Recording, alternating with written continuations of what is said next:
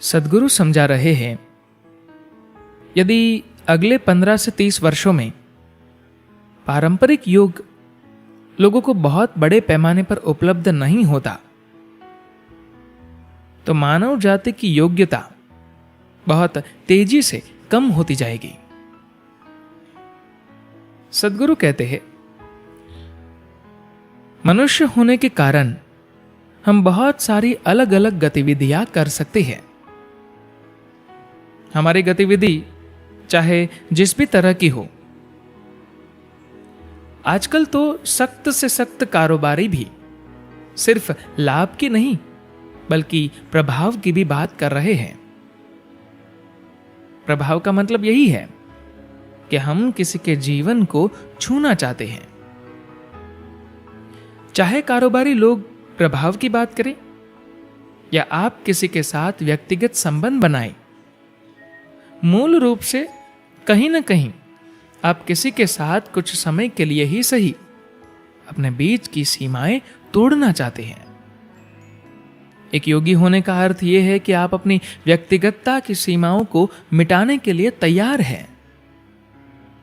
एक योगी होने का अर्थ है अपनी व्यक्तित्व की सीमाओं को मिटाने के लिए तैयार होना। किसी तरह से आप उन सीमा रेखाओं को मिटा देना चाहते हैं जो आपको ब्रह्मांड से अलग करती है। योग का अर्थ है कि आप उस और वैज्ञानिक ढंग से जाएं। आपको कोई बड़ी गतिविधि नहीं करनी है, शारीरिक संबंधों में नहीं लगना है, किसी भी चीज में फंसना नहीं है।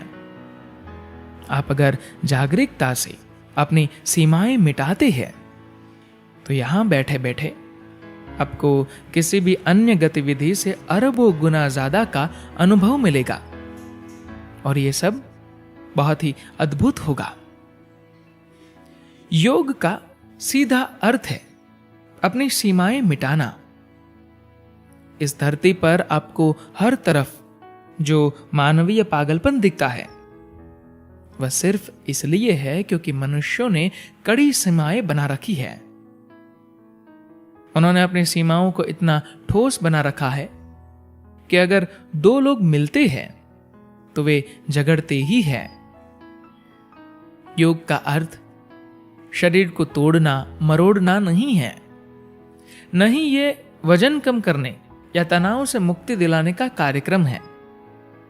इसका अर्थ सिर्फ ये है कि आप मैं बनाम ब्रह्मांड की मूर्खता को समझ गए हैं। ये तो एकदम पागलपन है कि आप उसके साथ मुकाबला करें जो आपके जीवन का स्रोत है। अब जब ये समझ लेते हैं तभी आप योग की ओर बढ़ते हैं। इससे कोई फर्क नहीं पड़ता कि आप इसे कैसे करते हैं। आप इसे असर कह सकते हैं, सेवा कह सकते हैं, जो चाहे कह सकते हैं। मूल रूप से जब आप समझ जाते हैं कि ये मैं बनाम बाकी का ब्रह्मांड एक बेवकूफी भरा मुकाबला है तो आप अपनी सीमाओं को ढीला करना शुरू कर देते हैं। यही योग है। इसका मतलब होता है असफल न होने वाले तरीके से उस ओर बढ़ना। जब दो लोग प्रेम में पड़ते हैं या शादी करते हैं तो उन्हें लगता है कि वे योग में हैं, उन्होंने अपनी सीमाएं तोड़ दी है। लेकिन कुछ समय बाद आप देखेंगे कि ये असफल न होने वाली बात नहीं थी, क्योंकि आपने केवल थोड़े समय के लिए ही सीमाएं तोड़ी थी। तो बदले का भाव आएगा ही। ये जरूरी नहीं है कि कुछ समय के बाद दो लोग एक दूसरे के विरुद्ध हो जाए। साथ रहने में थोड़ा आराम हो सकता है।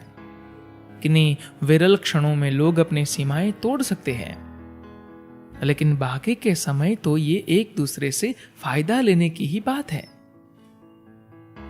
चाहे उसका रूप कुछ भी हो। योग का मूलतः ये अर्थ है। पहली बात तो यह है कि आप अपनी स्वयं की सीमाओं को मिटाने के इच्छुक हैं, और दूसरी, अगर आप इसके आनंद को जानते हैं तो फिर आप जरूर चाहेंगे कि ये आपके आसपास हर किसी के लिए हो। जीवन की मूलभूत विडंबना यह है कि जीवन के साधन ही हमारे विरुद्ध हो जाते हैं। शरीर और मन के बिना यहां रहना संभव नहीं है। शरीर एवं मन जीवन के दो सबसे ज्यादा बुनियादी साधन हैं, लेकिन ये दोनों ही मनुष्य के विरुद्ध हो गए हैं। आप इसे पीड़ा, दुख, रोग या कोई भी नाम दे सकते हैं, पर मूल रूप से जीवन के ये दो अति आवश्यक साधन ही आपके विरुद्ध हैं। यदि आज हमारे पास करने के लिए कुछ महत्वपूर्ण काम है तो ये एक शानदार बात है। कुछ भी नहीं है, वाह अद्भुत।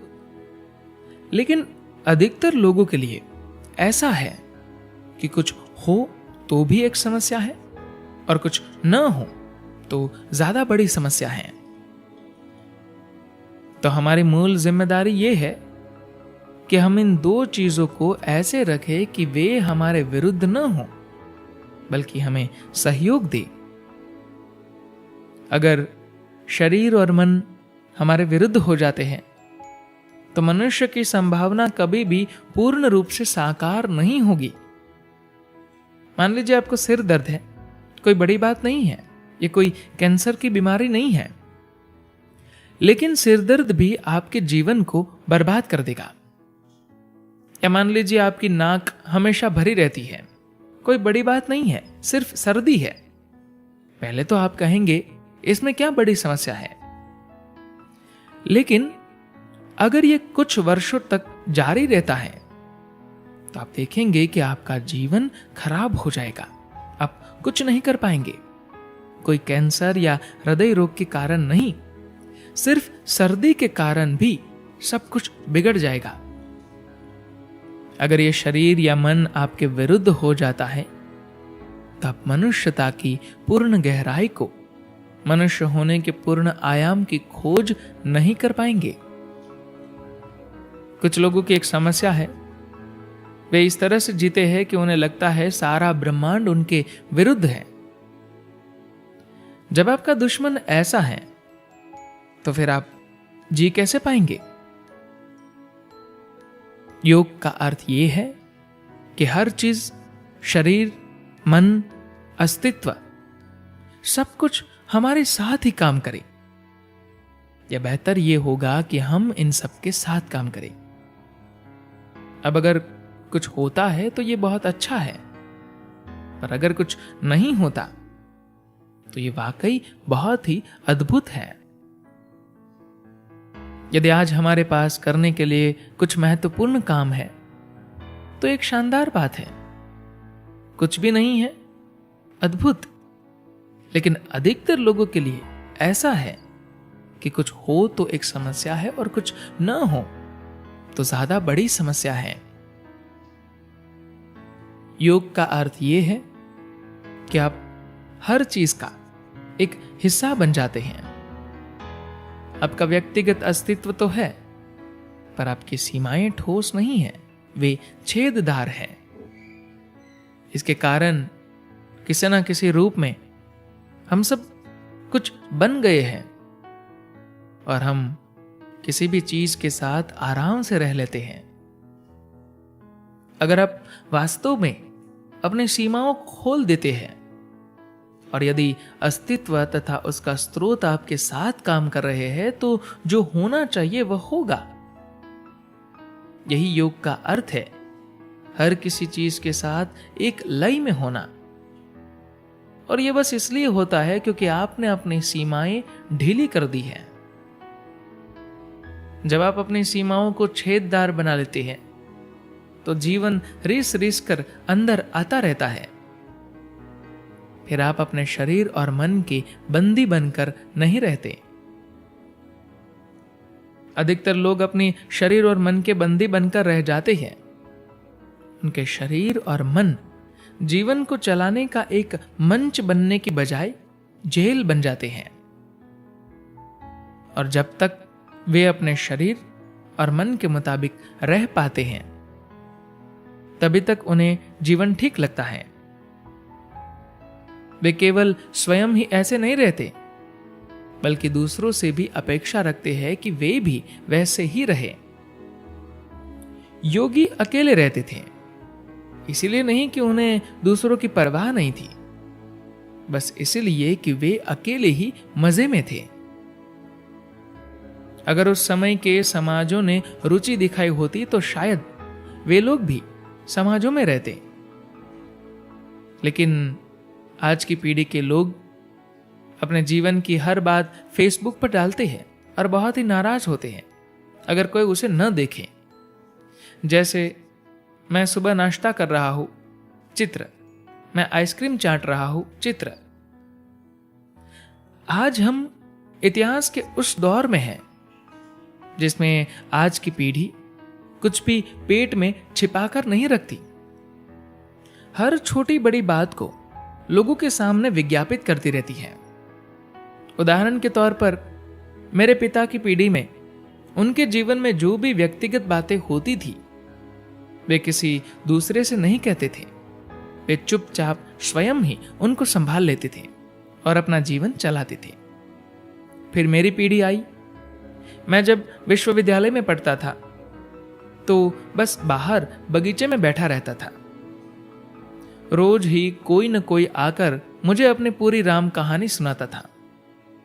कोई बहुत रुचिकर बातें नहीं होती थी, पर फिर भी वे बताना चाहते थे। सब बेवकूफी भरी बातें।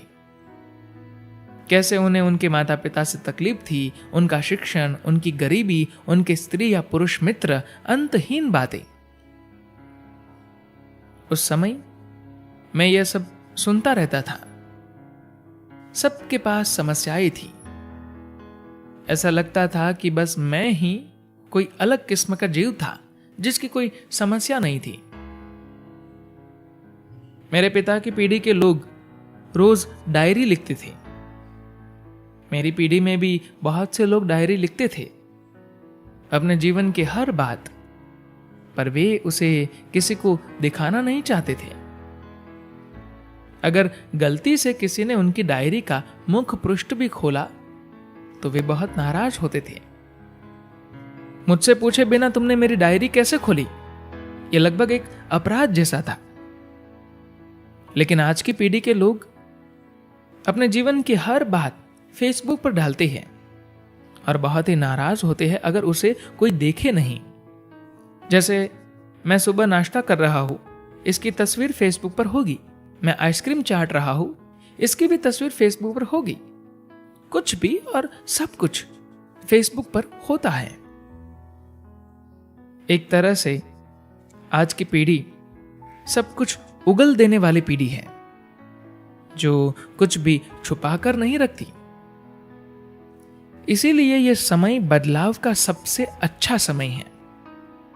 ऐसी बहुत सी बातें हैं जो मैं इस समय स्पष्ट रूप से नहीं कह सकता।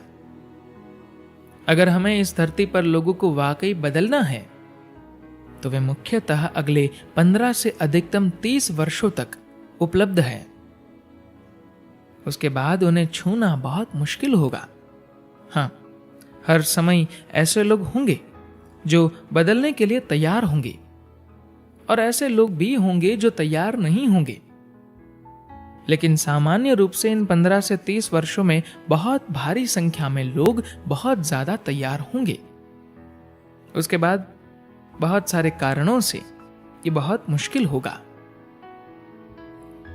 तो हम यहां बिल्कुल सही समय पर हैं। अगर हम सही चीजें करें तो अधिकतम लोगों पर असर कर सकते हैं।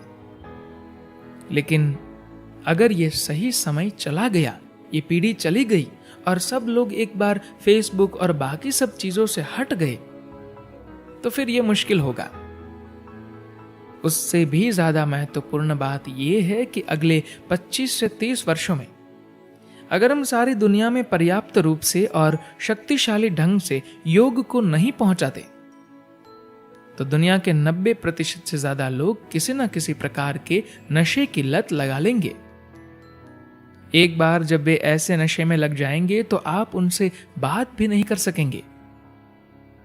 दुनिया बहुत तेजी से उस तरफ जा रही है आप अगर उन्हें बस यहां बैठकर अपनी सीमाएं तोड़ने का योग मार्ग नहीं दिखाते, तो वे लोग रासायनिक नशे की ओर पहुंच जाएंगे और ये ठीक नहीं होगा।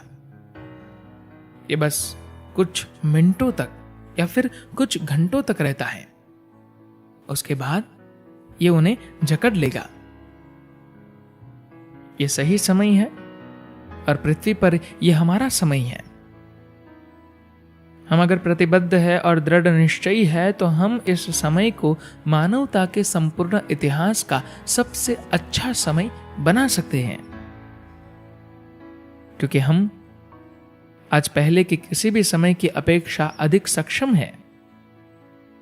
कम से कम मनुष्य के लिए अपना जीवन चलाने का इससे बढ़िया समय पहले कभी नहीं था, पर दुर्भाग्यवश मनुष्य के सिवा अन्य जीवों के लिए ऐसा नहीं है।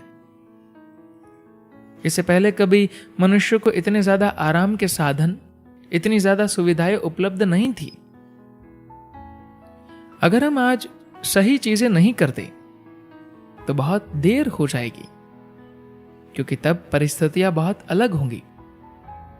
ऐसा अनुमान लगाया गया है कि बनावटी बुद्धिमत्ता यानी आर्टिफिशियल इंटेलिजेंस की बढ़त के साथ ही अगले लगभग 70 वर्षों में 40% से 50% लोग आत्महत्या कर सकते हैं, सिर्फ इसलिए कि उनके पास करने के लिए कुछ नहीं होगा और उन्हें अपना जीवन मूल्यहीन लगेगा। तो योग की शिक्षा देना ये कोई साधारण काम नहीं है। जो हम कर रहे हैं ये बहुत ही महत्वपूर्ण कार्य है। शायद इस समय हर कोई इसे न समझ सके, लेकिन अगर हम सही काम पर्याप्त तीव्रता के साथ करते रहे तो अगले 5 से 7 वर्षों में योग इस दुनिया में बहुत ज्यादा महत्वपूर्ण हो जाएगा। अगर पिछले 5 वर्षों से तुलना करें तो योग की मांग आज भी बहुत ज्यादा हो गई है। लेकिन एक बात और भी है, जब किसी चीज की मांग बढ़ जाती है तो अचानक ही सभी तरह की भ्रष्ट, मिलावटी, बनावटी चीजें सामने आ जाती हैं, क्योंकि ये एक बाजार बन जाता है। अगर कोई अच्छी गुणवत्ता वाला उत्पाद न हो तो लोग हर तरह की चीजें बना लेते हैं। योग का पारंपरिक सिस्टम अपने आप में सबसे अलग है। हाँ, ये वैसा मनोरंजक नहीं है जैसा जुम्बा, लेकिन अगर लोग योगिक प्रक्रियाएं सही तरह से अपनाते हैं तो इससे ऐसी बातें संभव होंगी जिनकी लोगों ने कभी कल्पना भी नहीं की थी। योग एक अद्भुत प्रक्रिया है। यह आपके अस्तित्व की रचना को, उसके संयोजन को बदल सकती है। जब मैंने 12 वर्ष की उम्र में योग की सरल क्रियाओं को करना आरंभ किया तो शारीरिक स्तर पर मेरी हर चीज बदल गई। ये बस इस पर निर्भर करता है कि आप इसे कितनी तीव्रता से करते हैं। योग का विज्ञान हर समय उपलब्ध है, पर कौन इसे आगे बढ़ाता है और कैसे, इससे बहुत अंतर पड़ता है। निर्देश देकर योग सिखाने के अलावा योग प्रदान करने के और भी कई तरीके हैं। एक प्रकार से देखिए तो अगर आप ध्यान लिंग के पास गए हो, वहां एक योगी विराजमान है। उनके पास वो सब कुछ है जो योग में जानने योग्य है। वे बोल नहीं सकते, पर इसका अर्थ ये नहीं है कि वे कोई कम असरदार हैं। मैं जो भी करना चाहता हूं उसके लिए मेरे पास संपूर्ण ऊर्जा है, लेकिन कई बार शरीर वो नहीं कर पाता जो मैं करना चाहता हूं। अगर आप इसके लिए तैयार हैं कि आप अपने से परे जाकर भी कुछ करें, तो खास तौर से युवाओं के लिए यह संभावना मौजूद है। आप में से जो इस दिशा में आगे जाना चाहते हैं, वे अपनी इच्छा हमें बताएं। हम देखेंगे कि क्या करना है। धन्यवाद।